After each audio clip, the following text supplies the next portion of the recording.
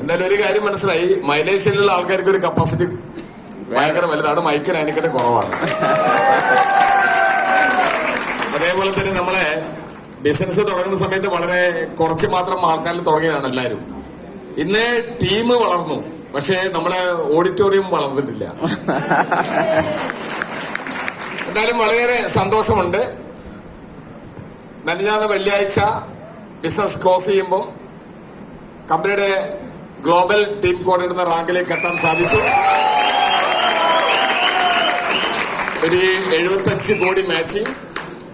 അതിന്റെ കൂടെ തന്നെ മറ്റൊരു ഐ ഡി ITC ഉണ്ട്, പിന്നെ ഒരു ഐ ഡി RTC ഉണ്ട്, പിന്നെ കമ്പനിയുടെ ഗോൾഡ് എക്സിക്യൂട്ടീവ് ആണ്, ടച്ചിങ് പ്ലാറ്റിനം, അത് കഴിഞ്ഞ ഡയമണ്ട്. എത്രയും പെട്ടെന്ന് അങ്ങനെയൊക്കെ ആവണമെന്ന് വലിയ ആഗ്രഹം, കാരണം കാശിന് ഭയങ്കര ടൈറ്റാണ്. ആദ്യം ഇത്രയൊന്നും വേണ്ടി വന്നില്ല, കാരണം ഒരു 10-15,000 രൂപ ഉണ്ടെങ്കിൽ കുടുംബം കുഴപ്പമില്ലാണ്ട് പോകുമായിരുന്നു. പക്ഷെ ഇന്നത് പറ്റുന്നില്ല. അഹംഭാവം ആരും വിചാരിക്കരുത്, ഞാൻ പറഞ്ഞു വരുമ്പോൾ കാര്യം മനസ്സിലാവും. എന്തായാലും നിങ്ങൾ കാണിച്ച സ്നേഹത്തിന് എന്റെ ഹൃദയത്തിന്റെ ഭാഷയിൽ ഞാൻ നന്ദി അർപ്പിക്കുന്നു. ഇന്ന് ആദ്യമായിട്ട് ഈ ഒരു ബിസിനസിന്റെ അവസരം കേൾക്കാൻ വന്ന വ്യക്തികളൊന്ന് കൈപ്പൊക്കാവൂ. ഇന്ന് ആദ്യമായിട്ട് ഒത്തിരി ആൾക്കാരുണ്ടോ? യെസ്. അപ്പൊ എനിക്കിന്ന് സംസാരിക്കാനുള്ളത് നിങ്ങളോടാണ് കേട്ടോ, പുതുതായിട്ട് വന്നവരോടാണ്. ആ പുതുതായിട്ട് ഇന്ന് വരാൻ മനസ്സ് കാണിച്ച നിങ്ങൾക്ക് എന്തായാലും ഒരു ദൈവത്തിന്റെ ഒരു കയ്യൊപ്പ് എന്തായാലും ഉണ്ടാവും. അതിനുവേണ്ടി നല്ലൊരു കയ്യടി മറ്റുള്ളവർക്കൊന്ന് കൊടുക്കണം. അപ്പൊ ഞാൻ കുറച്ച് കാര്യങ്ങൾ പറയാം, കാരണം എന്റെ പേര് സോമകുമാർ എന്നാണ്. സ്വദേശം കണ്ണൂർ ജില്ലയിൽ കൂത്തുപറമ്പ്. എന്നാൽ ഞാനിപ്പം ഒരു 4-5 വർഷമായിട്ട് ഞാൻ കോഴിക്കോട് സെറ്റിലാണ്. അവിടെ വീടൊക്കെ വെച്ചു. ഞാൻ അതിന് തൊട്ട് മുന്നേ കോഴിക്കോട് വരുന്നതിന് തൊട്ട് മുന്നേ ഞാൻ എറണാകുളമായിരുന്നു. ഒരു വർഷം 2017 ഞാൻ എറണാകുളത്ത് താമസിച്ചു, തൃപ്പൂണിത്തറ. 2012 ഫ്ലഡിന് തൊട്ട് മുന്നേ ഞാൻ അവിടെ നിങ്ങോട്ടേക്ക് മാറി. അങ്ങനെ പല സ്ഥലങ്ങളിലും മാറി മാറി നിന്നിട്ടാണ് ഞാൻ ബിസിനസ് ഡെവലപ്പ് ചെയ്തത്. അതിന് കൂടുതൽ എന്റെ ഫാമിലിയും വരും. എന്റെ മക്കളെന്നെ ഒരുപാട് സ്കൂൾ പഠിച്ചു കഴിഞ്ഞു. ഞാൻ 17ാമത്തെ വീടാണ് സ്വന്തമാക്കുന്നത്. 16 വീട് ഞാൻ റെന്റിനായിരുന്നു. 2000 രൂപക്ക് തുടങ്ങിയതാണ്. 2000 രൂപ മാസം കൊടുക്കാൻ പറ്റാത്തത് കൊണ്ട് ആ വീട്ടിൽ നിന്ന് ഇറങ്ങാൻ തീരുമാനിച്ചു ഞങ്ങൾ. പക്ഷെ വീട് എന്റെ വൈഫ് നന്നായിട്ട് വൃത്തിയാക്കുന്ന ആളായതുകൊണ്ട് അവരെ പോകാൻ സമ്മതിച്ചില്ല. അവർ 1000 രൂപയ്ക്ക് കുറച്ചു തന്നു. അങ്ങനെ 1000 രൂപക്ക് നിന്ന ഞാൻ 40,000 രൂപ വരെ ഞാൻ റെന്റ് കൊടുത്തിട്ടുണ്ട് ഒരു മാസം. അതൊക്കെ എന്നെ സഹായിച്ചത് ഈ മൈലേജ് എന്ന ഈ ഒരു വലിയൊരു കമ്പനിയാണ്. ഞാൻ ഈ ബിസിനസ്സിൽ വരുന്ന തൊട്ട് മുന്നേ ലോറി ഡ്രൈവർ ആയിരുന്നു. ലോറി ഡ്രൈവിംഗ് മാത്രമല്ല, എനിക്ക് 4 ലോറി ഉണ്ടായിരുന്നു. അതിലൊരു ലോറിയിൽ ഞാനായിരുന്നു ഡ്രൈവർ. ഏറ്റവും നന്നായിട്ട് ഓടുന്നതും ഏറ്റവും നന്നായിട്ട് വണ്ടിക്ക് കേടുപാടില്ലാതെ ഏറ്റവും കൂടുതൽ നന്നായിട്ട് സേവിങ്സ് ഉണ്ടാക്കുന്നത് ഞാൻ ഓടിക്കുന്ന വണ്ടി തന്നെയായിരുന്നു.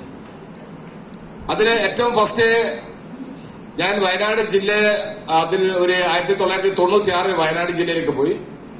വയനാട് ജില്ലയിലേക്ക് പോകാനുള്ള കാരണം, ഞാൻ തലശ്ശേരി സ്റ്റേഡിയത്തൊക്കെ അത്യാവശ്യം ക്രിക്കറ്റ് കളിക്കലുണ്ടായിരുന്നു. എന്റെ കൂടെ കളിച്ച പല ആൾക്കാരും കേരള ടീമിലേക്ക് പോയി. അന്നത്തെ ഓപ്പണർ ബാറ്റ്സ്മാൻ നാരായണൻകുട്ടിയും CDK മഷൂദ് പോലുള്ള ഒരുപാട് ആൾക്കാരൊക്കെ കേരള ടീമിലേക്ക് പോയി. ഞാൻ ജില്ലാ ടീമിലേക്ക് വന്നു. അങ്ങനെ ഒരു ഘട്ടം കഴിഞ്ഞപ്പോൾ വയനാട് ജില്ലയ്ക്ക് വേണ്ടി കളിക്കാൻ തീരുമാനിച്ചു. അങ്ങനെ വയനാട് ജില്ലയിൽ ഏകദേശം ഒരു 6-7 വർഷം ബെസ്റ്റ് ഓൾറൗണ്ടറായിട്ട് കളിക്കാൻ സാധിച്ചു. ആ സമയത്താണ് വയനാട് ജില്ലയിൽ കരിങ്കൽ കോറികൾ എടുക്കുന്നത്. കാരണം എന്റെ അച്ഛനും അമ്മയും കൂലിപ്പണിക്കാരായിരുന്നു, കരിങ്കൽ തൊഴിലാളികളായിരുന്നു. അതുകൊണ്ട് കരിങ്കൽ മേഖലയായിട്ട് എനിക്ക് നല്ല ബന്ധമുണ്ട്. അങ്ങനെ വയനാട് ജില്ലയിൽ അമ്പലവൽ എന്ന സ്ഥലത്ത് 1000 കൊല്ലി എന്നൊരു സ്ഥലം, അവിടെ എനിക്ക് 3 കരിങ്കൽ കോറികൾ ഉണ്ടായിരുന്നു. കോറിയിൽ മാത്രം 60 മേലെ പണിക്കാര്, കണക്കെഴുതാൻ 3 ആള്, പിന്നെ കോൺട്രാക്ട് വർക്ക് എടുക്കും. ഏകദേശം 100 മേലെ ടോട്ടൽ പണിക്കാരുണ്ടായിരുന്നു. അങ്ങനെ നല്ല ഹൈ ലെവലിൽ പോയതായിരുന്നു കേട്ടോ. ഒന്നുമില്ലാത്തെടുക്കുന്ന നല്ല ലെവലിൽ എത്തിയതാണ്. പക്ഷെ നമ്മളിങ്ങനെ പറഞ്ഞില്ലേ, ചാക്ക് കൊടുത്താൽ പട്ട് കൊടുക്കാൻ പറ്റും, പട്ട് കൊടുത്താൽ പിന്നെ ചാക്ക് കൊടുക്കാൻ പറ്റില്ല, ശരിയല്ലേ? യെസ്. ഒന്നുമില്ലാതെ എടുക്കുന്ന എന്തൊക്കെയോ കിട്ടി കുഴപ്പമില്ലാണ്ട് ജീവിച്ചു പോകുമ്പോഴാണ് കംപ്ലീറ്റ് നമ്മൾ തകർന്ന് തരിപ്പണമാകുന്നത്. അങ്ങനെ എല്ലാ പ്രതീക്ഷകളും പോയി. കാരണം എനിക്ക് 3 പെങ്ങന്മാരെ കെട്ടിച്ചു വിടണം. എന്റെ അപ്പം നല്ല കലാകാരനായിരുന്നു. അതുകൊണ്ട് തന്നെ, കാരണം കഴിഞ്ഞ 1.5 വർഷം മുന്നേ അപ്പം മരിച്ചു, അറ്റാക്കായിരുന്നു. ഏകദേശം 12 വർഷത്തോളം ട്രീറ്റ്മെന്റ് നടത്തി. പക്ഷേ 3 പെങ്ങന്മാരെ കെട്ടിച്ചു വിട്ടു. കുഴപ്പമില്ല. കല്യാണം കഴിച്ച് വിട്ട അന്ന് രാത്രി എന്റെ അപ്പ എന്നെ വന്ന് കെട്ടിപ്പിടിച്ചൊരു ഉമ്മ തരും. എന്റെ മകൻ എന്റെ മാനം കാത്തു എന്ന് പറയും. പിന്നെ ഞാൻ കല്യാണം കഴിച്ചു. വയനാട് നിന്നാണ്. വൈഫിന്റെ പേര് സ്മിത. അവിടുത്തെ ഒരു അച്ചായത്തിയാണ് കേട്ടോ. അച്ചായത്തി എന്ന് പറഞ്ഞാൽ മനസ്സിലായോ? Wife Christian. ഞാൻ മതസൗഹാർദ്ദം കാത്തു സൂക്ഷിക്കുന്ന വ്യക്തിയാണ്. ഞാൻ ഹിന്ദു, വൈഫ് ക്രിസ്ത്യൻ. പക്ഷെ ഞാൻ ബിസിനസിന്റെ മേഖലയിൽ ഏറ്റവും കൂടുതൽ എനിക്ക് ഏറ്റവും മുതൽക്കൂട്ടായത് മുൻ മന്ത്രി കുഞ്ഞാലിക്കുട്ടിയില്ലേ, അവരെ ഭാര്യയുടെ ഒപ്പം മൂസാജിയും അതേപോലെ അവര് വാടക്കട്ട് ഉമ്മർ ഹാജി, അവരെ കൂടുതൽ ഒരു 5-6 വർഷം നോമ്പിന്റെ കാലഘട്ടത്തിൽ ഏറ്റവും കൂടുതൽ നോമ്പ് തുറക്കാൻ പോയിട്ടത് ഞാനായിരിക്കും. അങ്ങനെ ബിസിനസിന്റെ ബാലപാടയ്ക്ക് അങ്ങനെ അവിടെ നിന്നാണ് എനിക്ക് കുറെ കാര്യങ്ങൾ ഗുണം കിട്ടുന്നത്. അങ്ങനെ ഞാൻ ലാസ്റ്റ് വയനാട് ജില്ലയിൽ ചെയ്ത വർക്ക് എന്ന് പറയുന്നത് ഒരു സ്കൂൾ പറഞ്ഞാൽ നിങ്ങൾക്ക് മനസ്സിലാവും. സർവജന സ്കൂൾ കണ്ട് സർവജന ഇല്ല, ഒരു ഗ്ലാസ് മുറിയിൽ വെച്ചൊരു കുട്ടീനെ പാമ്പ് കടിച്ച് മരിച്ചില്ലേ, അതാണ് സർവജന സ്കൂൾ. ആ സർവജന സ്കൂളിലെ ചുറ്റുമതിൽ, സ്കൂളെന്ന് വളരെ അബദ്ധമാണ്, പക്ഷെ അതിന്റെ ചുറ്റുമതിൽ കംപ്ലീറ്റ് നിർമ്മിതിന്റെ ടെൻഡർ ഞാനാണ് ചെയ്തത്. അപ്പൊ അതുകൊണ്ട് അങ്ങനെ ലാസ്റ്റ് ചെയ്ത കോണ്ടാക്ട് വർക്കതായിരുന്നു. അങ്ങനെ എന്റെ ബിസിനസ് എല്ലാം പൊട്ടി, ഞാൻ പാപ്പരായി, ഒരു നേരത്തെ ഭക്ഷണം കഴിക്കാൻ പോലും കാശില്ലാതായി. കൂടെ കളിക്കുന്ന പയ്യന്മാരാരെങ്കിലും എന്നെ അവരെ വീട്ടിലേക്ക് ക്ഷണിച്ചിരുന്നെങ്കിൽ ഞാൻ ആഗ്രഹിച്ചു പോയിട്ടുണ്ട്. കാരണം എത്രയോ നല്ല ലെവലിൽ നിന്നിട്ടാണ് ഞാൻ ഒന്നുമില്ലാണ്ടായി പോണത്. കാരണം കോണ്ടക്കാർ ആരും കാശ് തരാതായി. പക്ഷേ അന്ന് ഒരുമിച്ച് ജില്ലാ ടീം കളിച്ച ആളാണ് SI Vishwambharan sir. Last Kunnamkulam DVSP ആയിരുന്നു സാർ, ഇപ്പൊ പെൻഷനായി. സാർ എന്നോട് പറയുന്നത്, സോമുകുമാർ ഒരു ജോഡി ഡ്രസ്സും എടുത്തിട്ട് 1-2 ജോഡി ഡ്രസ്സ് എടുത്തോ, ഒന്ന് പോലീസ് സ്റ്റേഷനിലേക്ക് വരണം എന്ന് പറഞ്ഞു. ഞാൻ നേരെ പോലീസ് സ്റ്റേഷൻ, ഉത്തമബത്തേരി പോലീസ് സ്റ്റേഷനിലേക്ക് പോയി. അപ്പോഴാണ് സാർ പറഞ്ഞത്, ഉത്തരമേഖല IG വരുന്നുണ്ട്, IG കൊടുത്ത് മസനഗുഡി വരെ പോകണം. മസനഗുഡിയോ എവിടെയെങ്കിലും ആവട്ടെ, കാരണം 2 ദിവസം ഫുഡ് മര്യാദ കിട്ടുമല്ലോ ഒറ്റ ചിന്ത മാത്രമാണ്. അങ്ങനെ IG കൊണ്ട് നേരെ മസനഗുഡി പോയി. എന്റെ അമ്മയുടെ പ്രാർത്ഥന കൊണ്ട് എന്തോന്നറിയില്ല, സാറിന്റെ കൂടെ കുറച്ചു കാലം സ്പെഷ്യൽ ഡ്രൈവറായിട്ട് നിൽക്കാൻ സാധിച്ചു. അതിനുശേഷം നട്ടലിന്റെ ഒരു ഓപ്പറേഷൻ കഴിയുന്നു, ഞാൻ ആ മേഖല വേണ്ടെന്ന് വെക്കുന്നു. എന്തായാലും പിന്നെയാണ് ഞാൻ ലോറി മേഖല ഡെവലപ്പ് ചെയ്യുന്നത്. എന്തായാലും സെയില മേഖലയെല്ലാം അത്യാവശ്യം കാശ് ഉണ്ടാക്കിയിട്ടുണ്ട്. ഞാൻ കാരണമല്ലെങ്കിലും എന്റെ കാശ് പോയിട്ടുണ്ട്. കാരണം ഞാൻ മദ്യപാന പുഴകവേലി ഒന്നുമില്ല കേട്ടോ. ഇന്നുവരെ റോജാപ്പാക്ക് പോലും തമാശക്ക് പോലും ചവച്ചിട്ടില്ല. കാരണം അതിന് അങ്ങനെ ചെയ്യാതിരിക്കാനുള്ള കാരണം എന്റെ അമ്മയുടെ അച്ഛൻ ഒരു INA സ്വാതന്ത്ര്യ സമര സേനാനിയാണ്, AC കുഞ്ഞിരാം എന്ന് പറയും. എന്റെ ബലിസ്യം പറയായിരുന്നു, നിന്റെ അപ്പം നല്ല വെള്ളടിക്കാരനാണ്, പക്ഷെ ഇവിടെ കുറെ എണ്ണം അടിക്കുന്നുണ്ട്, പക്ഷെ നീ മാത്രം ഇത് ചെയ്യാൻ പാടില്ല. ഞാൻ അന്നേ കൊടുത്ത വാക്കാണ്, ഞാൻ ഒരിക്കലും അങ്ങനെ ചെയ്യില്ല. അപ്പോ അതുപോലെ അത് കഴിക്കാൻ പാടില്ല എന്ന് മനസ്സിലാക്കുന്ന കമ്പനിയിലാണ് എനിക്കിപ്പം ഏറ്റവും വലിയൊരു അവസരം കൂടി കിട്ടുന്നത്. എന്തായാലും 2 പെൺകുട്ടികളാണ് എനിക്ക്. ഇതാണ് 2 കുട്ടികൾ, ഒരാള് ശ്രേയ, ഒരാള് ശ്വേത. ആള് 2ആളും കോയമ്പത്തൂർ പഠിക്കുന്നു ഇപ്പം. എന്തായാലും ഞാൻ പറഞ്ഞു വരുമ്പം ഏകദേശം പറയാം. ഈ കമ്പനി ഇന്ന് ഇത്രത്തോളം ആൾക്കാർ, കാരണം ഒരു മാഡം നേരത്തെ സംസാരിച്ചില്ല, എനിക്ക് ഭയങ്കര ടച്ചിങ് ആയി പോയി കേട്ടോ. കാരണം ഈ ബിസിനസിനെ കുറിച്ചിട്ട് നാട്ടുകാർക്ക് അറിയത്തില്ല, പക്ഷെ നമ്മൾ കേട്ട നമ്മൾക്കറിയാം അല്ലേ. പക്ഷെ നമ്മൾ ഒരു അഭിപ്രായം ചോദിക്കുന്നതും ആരെങ്കിലും ഒന്നുമില്ലെങ്കിൽ അഭിപ്രായം പറയുന്നതും നമ്മളോടായിരിക്കും. അങ്ങനെ പല ആളും അഭിപ്രായം പറയുന്ന പേരിലാണല്ലോ ഹസ്ബൻഡ് വിളിക്കേണ്ടി വന്നത്. പക്ഷെ ഹസ്ബൻഡും കൂടി ഇങ്ങോട്ട് വരേണ്ട സമയത്ത് ഹസ്ബൻഡ് ഇപ്പം ഇല്ല. എന്തായാലും പുള്ളിക്കാരൻ എവിടെന്നെങ്കിലൊക്കെ കാണുന്നുണ്ടാവും. ഏറ്റവും നല്ല ഒരു അവസരം, ആ അവസരത്തിലാണ് നമ്മൾക്കെല്ലാം വന്നത്. കാരണം നമ്മള് അറിയാം, ഞങ്ങൾ എന്നും പറയാവുന്ന ഒരു കാര്യമാണ്, ദൈവത്തിന്റെ ഒരു കയ്യൊപ്പുള്ള ആൾക്കാർക്കാണ് ഇതിലേക്ക് വരാൻ സാധിക്കുന്നത്. കാരണം എന്താ അറിയോ, ഒന്ന് ഈ മേഖലയിൽ മൈലക്സിൽ കമ്പനിയിൽ വന്നാൽ ഒന്ന് ഹെൽത്ത് കിട്ടും, ഒന്ന് വെൽത്ത് കിട്ടും, ഒന്ന് നോളജ് കിട്ടും, ഒന്ന് ഹാപ്പിനെസ് കിട്ടും. 4 കാര്യം ഒരേപോലെ കിട്ടുന്ന ഒരു മേഖലയാണ് ഈ മേഖല. അപ്പൊ മറ്റുള്ള മേഖലയാണില്ല, നമ്മൾ ആരോഗ്യം കളഞ്ഞാലാണ് കാശ് ഉണ്ടാക്കാൻ സാധിക്കുന്നത്, ശരിയല്ലേ? പിന്നെ എത്രമാത്രം ടാർഗറ്റൊക്കെ ഉള്ളത് കൊണ്ട് തന്നെ സങ്കടവും വിഷമങ്ങളുമാ. സന്തോഷം അവിടെ ഇല്ല. 1 ലക്ഷം രൂപ അല്ലെങ്കിൽ 10,000 രൂപ നിങ്ങൾക്ക് ശമ്പളം കിട്ടുന്നെങ്കിൽ 1 ലക്ഷം രൂപയുടെ തെറി കേൾക്കേണ്ടി വരും, ശരിയാണോ? അപ്പം അതുകൊണ്ട് അങ്ങനത്തെ മേഖല. പക്ഷേ ചില ആൾക്കാർ നോക്കണം, കാശില്ലാത്ത സമയമില്ല ജീവിതത്തിൽ എൻജോയ് ചെയ്യാൻ. ഇനി എൻജോയ് ചെയ്യാൻ സമയമുണ്ടെങ്കിൽ അവർക്ക് കാശില്ല. ഇനി ഈ 2 ഉണ്ടെങ്കിൽ അവർക്ക് എന്താ, ആരോഗ്യമില്ല. ഇങ്ങനത്തെ പ്രശ്നങ്ങൾ പല മേഖലയിലും. പക്ഷെ ഞാൻ നിങ്ങൾക്ക് ദൈവമേ, ഞാൻ ഈ മേഖലയിലായതുകൊണ്ട് നല്ല ഡ്രസ് കോഡൊക്കെ ഇട്ട് AC-യുടെ കാറിൽ യാത്ര ചെയ്യുന്നു, പഠിച്ച കാര്യങ്ങൾ വേറെയോട് ഷെയർ ചെയ്യുന്നു. ഓരോ വീടുകളും പോയി കാര്യങ്ങൾ സംസാരിക്കുമ്പോൾ അവര് സ്നേഹത്തോടെ ഒരു കട്ടൻ ചായയെങ്കിലും തരും. അത് നമ്മളെ ശരീരത്തിലേക്ക് ഒരു തുള്ളി രക്തങ്ങൾ എന്തെങ്കിലും ഉണ്ടാവും, അത് ഉണ്ടാക്കിയിട്ടുണ്ടാവും, ശരിയല്ലേ? ഞാനിപ്പം എന്റെ കൂടെ ജോലി ചെയ്ത എന്റെ വണ്ടിയിലെ ക്ലീനർമാര്, അതേപോലെ സമാനമായിട്ട് ജോലി ചെയ്യുന്ന പല ഡ്രൈവർമാര്, അവരൊക്കെ ഇന്നും കാണുമ്പോൾ ഞാൻ വിചാരിക്കും ഞാനും അതേപോലെ അവിടെ നിന്ന് ചെയ്യേണ്ട ഒരാളാണ്. ശരിക്കും പറഞ്ഞാൽ അന്നത്തെ കാര്യങ്ങൾ കേട്ടപ്പം എടുത്ത തീരുമാനത്തിനാണ് എനിക്ക് ദൈവം തന്ന ഗിഫ്റ്റാണ്. നിങ്ങളിതിന്റെ പുതിയ ആൾക്കാർ ഇതിന്റെ സത്യാവസ്ഥ മനസ്സിലാക്കുമ്പോൾ ഞാൻ കുറച്ച് കാര്യങ്ങൾ വളരെ ശക്തമായിട്ട് ഷെയർ ചെയ്യാം. ആരോഗ്യം മെച്ചപ്പെടാൻ വേണ്ടി ചെയ്യുന്ന വെൽനസ് ഉൽപ്പന്നങ്ങൾ. ഇത് നേരത്തെ ലീഡർ വളരെ ശക്തമായിട്ട് പറഞ്ഞു. 10 മുതൽ 40% വരെ, 40 ചിലപ്പോൾ 50% വരെയൊക്കെ ഡിസ്കൗണ്ടിൽ സാധനം കിട്ടാൻ ഒരു ഐഡിയ ക്രിയേറ്റ് ചെയ്യുന്നു. ഈ സാധനം നമ്മൾ ഉപയോഗിക്കുന്നില്ലേ? നിങ്ങൾ ആലോചിച്ച് നോക്കിയാൽ മതി. പ്രായം ചെന്ന ഒരുപാട് ആൾക്കാർ ഇവിടെ ഉണ്ട്. അവരെ അപ്പനോ അല്ല അപ്പന്റെ അപ്പനോ 90 വയസ്സിന്റെ മുകളിലൊക്കെ അവർ ജീവിച്ചു കാണും. അന്ന് അവർ കഴിച്ച ഭക്ഷണം നല്ല ഭക്ഷണമായിരുന്നു. ചക്കയും മാങ്ങയും അല്ലേ, ശരിയല്ലേ, നല്ല ഭക്ഷണമല്ലേ. അവർ 10% മോശം കഴിച്ചു കാണും. എന്നാൽ നമ്മളൊക്കെ അപ്പരൊക്കെ ആണെങ്കിലോ 70% നല്ല ഭക്ഷണം, 30% മോശമായിരിക്കും. അപ്പൊ നമ്മളെത്ര കഴിച്ചിട്ടുണ്ടാവും? ഒരു 50% നമ്മൾ നല്ലത് കഴിച്ചു, 50% ഇപ്പോൾ അനുഭവിച്ചുകൊണ്ടിരിക്കുക.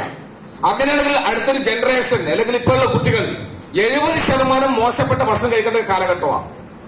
അതുകൊണ്ടാണ് അവർക്ക് ഇപ്പൊ പെട്ടെന്ന് ചെറിയ ആൾക്കാർ പോലെ അറ്റാക്ക് വരുന്നു, പലതരം ജീവിതശൈലി രോഗങ്ങൾ വരുന്നു. അങ്ങനെ ഒരുപാട് പ്രശ്നങ്ങളുണ്ട്. ആ പ്രശ്നങ്ങൾക്ക് ഒരു സൊല്യൂഷനാണ് ഈ വെൽനസ് ഉൽപ്പന്നങ്ങൾ എന്ന് മനസ്സിലാക്കണം. ഇത് കണ്ടാൽ മതി. ഓരോ ദിവസവും നമ്മൾ 15% വൈറ്റമിൻസ് വേണം നമ്മുടെ ശരീരത്തിൽ, 5% മിനറൽസ് വേണം, 30% പ്രോട്ടീൻ, 10% ഫാറ്റ്, ഒരു 40% മതി കാർബോഹൈഡ്രേറ്റ്. രാവിലെ രാത്രി വരെ കഴിക്കുന്ന അരിഭക്ഷണം ആയതുകൊണ്ട് കൂടുതൽ ശരീരത്തിലേക്ക് വരുന്ന കാർബോഹൈഡ്രേറ്റ് ആണ്. ശരിയല്ലേ? അപ്പൊ അതുകൊണ്ടാണ് വേണ്ട സാധനം ഓർഗൻസിന് പ്രവർത്തിക്കുന്ന സാധനം കൊടുക്കണ്ടേ? ഒന്നും കൊടുക്കുന്നില്ല. അതിന് പുറമെയാണ് ഇന്ന് കഞ്ചാവും മയക്കുമരുന്നും മദ്യപാനങ്ങളും പല സാധനങ്ങളും പല ആൾക്കാരും യൂസ് ചെയ്യുന്നത്. നമ്മൾ പടച്ചോൻ തന്ന ഈ ഓർഗൻസ് വെറുതെ അവിടെ ഇരിക്കുവോ? നിങ്ങൾ ആലോചിച്ച് നോക്കിയേ. ടിവിയിൽ മറ്റെല്ലാം പരസ്യം കണ്ടിട്ട് ആൾക്കാർ എന്തൊക്കെയാ വാങ്ങിച്ചു കഴിയുന്നില്ലേ? എവിടെയാണ് നമ്മൾ ആരോഗ്യം മെച്ചപ്പെടാനുള്ള കാര്യം സംസാരിക്കുന്നത്? അവരെ ആരോഗ്യം മെച്ചപ്പെടാനാണ് അവർ സംസാരിക്കുന്നത്. ശരിയല്ലേ? ഇന്ന് ഹോസ്പിറ്റലിന്റെ എണ്ണം കൂടി. നമ്മളെ കേരളത്തിലുള്ള ഏറ്റവും വിദ്യാഭ്യാസമുള്ള ഈ മലയാളികൾ കാര്യം മനസ്സിലാക്കണം. ഞാൻ കഴിഞ്ഞ പ്രാവശ്യം ഇവിടെ വന്ന സമയത്ത് എന്റെ വയറ് നന്നായിട്ട് കൂടുതലായിരുന്നു, അല്ലേ? ഉണ്ടായിരുന്നില്ലേ? ഞാനിപ്പോ കുറച്ചു, തടിയെ കുറച്ചു, വെയിറ്റ് കുറച്ചു. കാരണം എന്താണെന്നറിയോ? ഇതിലൂടെ കിട്ടുന്ന ക്ലാസ്സുകളാണ്. ഇന്ന് ഏകദേശം 12 വർഷമായിട്ട് ഹോസ്പിറ്റലിൽ യാതൊരു ബന്ധമില്ല, ഞാനും ഫാമിലിയും. അങ്ങനെയുള്ള ഒരുപാട് ഫാമിലി ഇവിടെ ഉണ്ടാവും. എന്തുകൊണ്ടാണ്? നല്ല ഉൽപ്പന്നങ്ങൾ ഉപയോഗിക്കാൻ സാധിക്കുന്നുണ്ട്. അതുകൊണ്ട് പടച്ചോൻ തന്ന ഈ ആരോഗ്യം അത് കാത്തു സൂക്ഷിക്കേണ്ട നമ്മളെ റെസ്പോൺസിബിലിറ്റിയാണ്. ശരിയാണോ? നമ്മൾ ഉത്തരവാദിത്തമല്ലേ? ആ ഉത്തരവാദിത്തത്തിൽ നിൽക്കാനാണ് നമ്മളെ കമ്പനി ഇത്രയും നല്ല ഉൽപ്പന്നങ്ങൾ. മറ്റുള്ള പല കമ്പനികളും മൈലേജിൽ എന്തുകൊണ്ട് ഇത്രയും പെട്ടെന്ന് ചോദിച്ചു കഴിഞ്ഞാൽ മറ്റുള്ള പല കമ്പനികളും എന്തെങ്കിലും സാധനം മാർക്കറ്റ് ചെയ്യുമ്പോൾ ഇന്ന് മൈലേജിന്റെ കമ്പനി ഏറ്റവും നല്ല ഉൽപ്പന്നങ്ങളാണ് അത് വില കുറച്ചിട്ടാണ് ആൾക്കാർക്ക് കൊടുക്കുന്നത്. എന്തായാലും ഈ ഓഡിയൻസിനോട് എൻ്റെ ഒരു ക്വസ്റ്റ്യനാണ്, പുതിയ ആൾക്കാരോട് പ്രത്യേകിച്ച്. നമ്മളെല്ലാം ഒരു സന്തുഷ്ട കുടുംബമാണോ നമ്മളത്? ഹലോ, സന്തുഷ്ട കുടുംബമാണോ? ആർക്കും ഉത്തരം അറിയാൻ പോലും പറ്റണില്ല, അല്ലേ? മിക്ക ആൾക്കാർക്കും ചില ആൾക്കാർക്ക് എന്താ ജീവിതത്തിനെ കുറിച്ച് ആലോചിക്കുമ്പോൾ ഒന്ന് പൊട്ടിക്കരഞ്ഞാൽ കൊള്ളാവുന്നവരെ ഉണ്ട്. അതുകൊണ്ടാണല്ലേ? ഓക്കെ. അപ്പം എന്താ കാരണം അറിയോ? നമ്മൾക്ക് സന്തുഷ്ടമായ കുടുംബജീവിതം ഉണ്ടാണെങ്കിൽ ഞാൻ പറയുന്നു 90% പ്രാധാന്യം കാശിന് തന്നെയാണ്. കാശുണ്ടെങ്കിൽ 90% പ്രശ്നം മാറും. എന്നാൽ കാശിലൊക്കെ പ്രശ്നമുണ്ട്, അത് അവരെ കയ്യിൽ പോലെ ഇരിക്കും. ശരിയല്ലേ? അംബാനിക്ക് എന്തെങ്കിലും കുടുംബ വഴക്ക് പ്രശ്നങ്ങൾ ഉണ്ടെങ്കിൽ അത് അവരെ കയ്യിൽ കൂടെ, കാശിന് പ്രശ്നമില്ലല്ലോ. അല്ല, അവ നമ്മൾ മനസ്സിലാക്കുക. അപ്പം 90% പ്രശ്നം അങ്ങനെയാണെങ്കിൽ നമ്മൾക്ക് നല്ലൊരു കുടുംബജീവിതം ഉണ്ടാണെങ്കിൽ അത്യാവശ്യം നല്ല കാശ് വേണം, അല്ലേ? അടുത്ത് നോക്കിയേ, സുരക്ഷിതമായിട്ടുള്ളൊരു വീട്. ഈ ഒരു വീട് വെക്കണമെങ്കിൽ ഒരു 40-50 ലക്ഷം രൂപ വേണ്ടേ? 2000 സ്ക്വയർ വീട് വെക്കണമെങ്കിൽ 2000 സ്ക്വയർ ഫീറ്റ് 2000 വെച്ച് കൂട്ടുകയാണെങ്കിൽ ഒരു 40 ലക്ഷം രൂപ വേണ്ടേ? സ്ഥലത്തിന് കാശ് കൂട്ടി 50 ലക്ഷമായോ? 50 ലക്ഷമായി. ഞാൻ സുരക്ഷിതമായ വീട് എന്ന് പറഞ്ഞാൽ നല്ല ഗോദ്രേജിന്റെ പൂട്ടുള്ള കാര്യമല്ല പറഞ്ഞത്. ഒരു ലോണ് പോലും അടക്കാനില്ലാതെ അന്ന് മനസ്സമാനത്തോടുകൂടി ആ റൂമിന്റെ ഉള്ളിൽ ബെഡിൽ നിന്ന് കിടന്നുറങ്ങാൻ സാധിക്കണം. അങ്ങനെയുള്ള സുരക്ഷിതമായ വീടാണോ നമ്മൾക്ക്?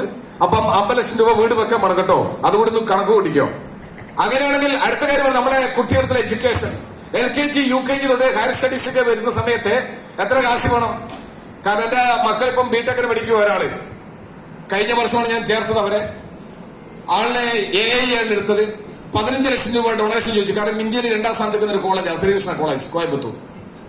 അപ്പം 15 ലക്ഷം രൂപ ഡൊണേഷൻ ചോദിച്ചു, കൊടുത്തു. 4 ലക്ഷം രൂപ ഒരു വർഷത്തെ ഫീ കെട്ടി. 19 ലക്ഷമായി. ആ സമയത്താണ് അവിടെ തന്നെ ഒരു ഫ്ലാറ്റ് എടുത്തിട്ട് അവിടെ താമസിപ്പിച്ചാണ് പഠിപ്പിക്കുന്നത്. എന്താ കാരണം അറിയോ?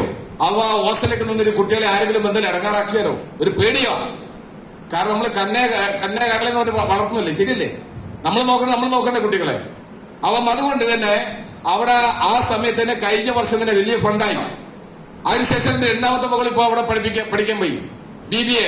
ഞാൻ പറഞ്ഞിട്ടേ ഉള്ളൂ, മൂത്ത മകൾ ആദ്യം സയൻസ് ആണ് എടുത്തത്, കാരണം MBBS എടുക്കണം. പക്ഷേ അങ്കിളിന്റെ മകൻ ഡോക്ടർ ആയതുകൊണ്ട് അവൻ പറഞ്ഞു ഇനി ആ സ്ഥലത്തേക്ക് പോകണ്ട. എന്താ കാരണം ഡോക്ടർമാർ തട്ടി നടക്കാൻ പറ്റുന്നില്ല.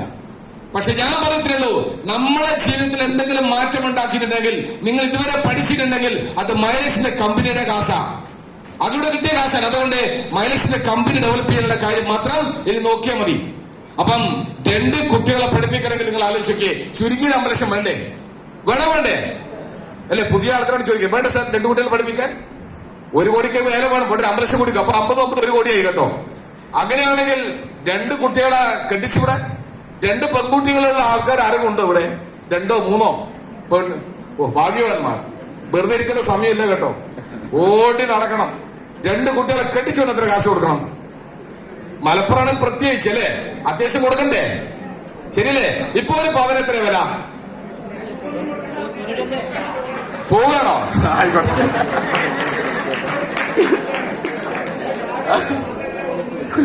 Okay, very good. അപ്പം ഓക്കെ, എന്നാലും നമ്മൾ ന്യായമായിട്ട് കൊടുക്കണ്ടേ? ഓക്കെ, 2 കുട്ടികളെ കണ്ടിച്ചു കൊടുത്തെങ്കിൽ ചുരുങ്ങി 5 ലക്ഷം കൊടുക്കണ്ടേ? വേണ്ടേ? അപ്പൊ 3 കാര്യത്തിന് എത്ര കാശായി? 1.5 കോടി രൂപ. ഇത് നിങ്ങൾ ഓർമ്മയിൽ വേണം കേട്ടോ, അതിന്റെ കണക്ക് ഞാൻ ഇപ്പൊ പറയാം. അപ്പം 2 കുട്ടികളെ കണ്ടിച്ചു വിടണമെങ്കിൽ എന്തായാലും ചുരുങ്ങി 5 ലക്ഷം വേണം. പിന്നെ ഞാൻ എന്റെ മക്കളോട് പറയും, നിങ്ങൾക്ക് ഒരു സ്വർണ്ണം തരില്ല. എന്റെ അപ്ലൈ ലീഡർ MS പ്രസാദ് എന്ന് പറയും, വയനാടുകാരനാണ്. ആ മനുഷ്യൻ മകളെ കല്യാണം കുറച്ച് മാസങ്ങൾക്ക് മുന്നാണ് കഴിഞ്ഞത്. എറണാകുളത്ത് കല്യാണം നടത്തിയത്. കുറച്ച് സ്വർണം കൊടുത്തില്ല, 2 കിലോ. ഹലോ, 2 കിലോ മത്തി പഠിച്ച കാര്യമല്ല, 2 കിലോ സ്വർണം കൊടുത്തു. പക്ഷേ ഞാൻ പറയും, മക്കളെ അത്രയൊന്നും തരില്ല. കാരണം അറിയോ, ഈ കുട്ടികൾ കുറച്ചു കാലം ജീവിക്കണം എന്നൊരു ആഗ്രഹമുണ്ട്. എന്താ കാരണം അറിയോ? ഈ കൂടുതൽ സ്വർണം കൊടുത്താൽ ഈ വീടിന്റെ ബെഡ്റൂമിൽ പാമ്പൊക്കെ വരില്ലേ? പണ്ട് ഗ്യാസ് പൊട്ടിയിലാണെങ്കിൽ ഇപ്പം പാമ്പിന്റെ രൂപത്തിലാ.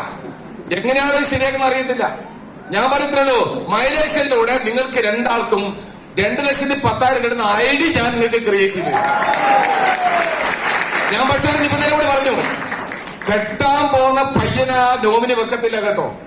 ഒന്ന് എന്റെ ഭാര്യനെയും ഒന്ന് ഞാനും. കാരണം അഥവാ നോമിനി ആയാലും പാമ്പ് വന്നൂടെ? അപ്പൊ അതുകൊണ്ട് ഞാൻ അതൊന്നും ചെയ്യത്തില്ല. പക്ഷെ എനിക്ക് വിശ്വാസം വന്ന സമയത്ത് നമ്മൾ അങ്ങനെ ആലോചിക്കാം. ഓക്കെ, അപ്പൊ 2 കുട്ടികളെ കണ്ടിച്ചു വിട്ടെങ്കിൽ 5 ലക്ഷം, 3 കാര്യത്തിലുണ്ട് 1.5 കോടി രൂപ. ഓർമ്മ വേണം കേട്ടോ. പക്ഷേ അടുത്ത പറഞ്ഞറിയോ, നിലവിലുള്ള അസുഖത്തിൽ നിന്നൊരു മോചനം. ഇപ്പോൾ അവസ്ഥ നമ്മൾക്ക് കൂടുതൽ ഇരിക്കാൻ പറ്റില്ല, നിൽക്കാൻ പറ്റുന്നില്ല അല്ലേ? നമ്മളെല്ലാം ടെസ്റ്റ് ചെയ്താൽ ഇവിടെ 90% ആൾക്കാർ വൈറ്റമിൻ D പ്രശ്നം ഉണ്ടാവും. ആ പ്രശ്നം ഉണ്ടെങ്കിൽ അങ്ങനെ പല പ്രശ്നങ്ങളുണ്ടാവും. അങ്ങനെ നമ്മൾ ടെസ്റ്റ് ചെയ്താൽ ഇത് നമ്മൾ ശരിക്കും കൂടിയിട്ട് ഹോസ്റ്റലിൽ കൂടെ പണയം വെക്കേണ്ടി വരും. ശരിയാണോ? യെസ്. അപ്പം നിലവിലുള്ള ഒരു അസുഖത്തിനൊരു മോചനം ആരാണ് ആഗ്രഹിക്കാത്തത്? കാശില്ലാത്തത് കൊണ്ടാ. അതേപോലെ തന്നെ അടുത്തതെന്നറിയോ, കടങ്ങളൊന്നുമില്ല, 5 പൈസ ആരും കൊടുക്കാനില്ല. ആര് ഫോൺ വിളിച്ചാലും നമ്മൾ അപ്പം തന്നെ ചാടിക്കറ്റി എടുക്കും. ഇപ്പൊ അറിയോ, ഇപ്പൊ നോക്കും, ഇതാരാണ് വിളിക്കുന്നത്? ചിട്ടിന്റെ കാശിനാണോ, അല്ലെങ്കിൽ കുടുംബശ്രീന്റെ ആണോ, അല്ലെങ്കിൽ ബാങ്കിൽ നിന്നാണോ വിളിക്കുന്നത്, ലോണിന്റെ ആണോ, ഏതാണ് വിളിയെന്ന് അറിയത്തില്ലേ? ശരിയല്ലേ? അതുകൊണ്ട് ആലോചിച്ചതിന് ശേഷം മാത്രമേ ഫോൺ എടുക്കത്തുള്ളൂ. പക്ഷേ ഒരു കടമില്ലാതെ ഒരു 500ന്റെ നോട്ടെങ്കിലും നമ്മളെ പോക്കറ്റിൽ വെച്ചിട്ട് ഒന്ന് മനസ്സമ്മതോടെ കടന്നുറങ്ങാൻ പറ്റുന്ന അവസ്ഥ ആരാണ് ആഗ്രഹിക്കുന്നത്? ശരിയല്ലേ? യെസ്. അപ്പം ഇനി അടുത്തൊരു കാര്യം നോക്കാം. ഇത് വളരെ പ്രധാനപ്പെട്ട കാര്യമാണ്. 2 ഫാമിലീസിനെ കാണിക്കും. ഫാമിലീസ് അല്ല, ഇത് ഫാമിലിയാണ്. ഭാര്യയും ഭർത്താവും അത്യാവശ്യം കാശുണ്ട്, എനിക്ക് കണ്ടൊക്കെ അറിയാം അല്ലേ? അവര് നല്ല ഹാപ്പിയാണ്. പക്ഷെ ഇത് വൃദ്ധസദനത്തിന്റെ ഒരു ഫോട്ടോ ആണ്. കാരണം കാശ് നമ്മൾ ഉണ്ടാക്കണം. കാശ് ഉണ്ടാക്കുന്ന ഒന്നിനും കൊള്ളത്തില്ല നമ്മളെ. ഇനി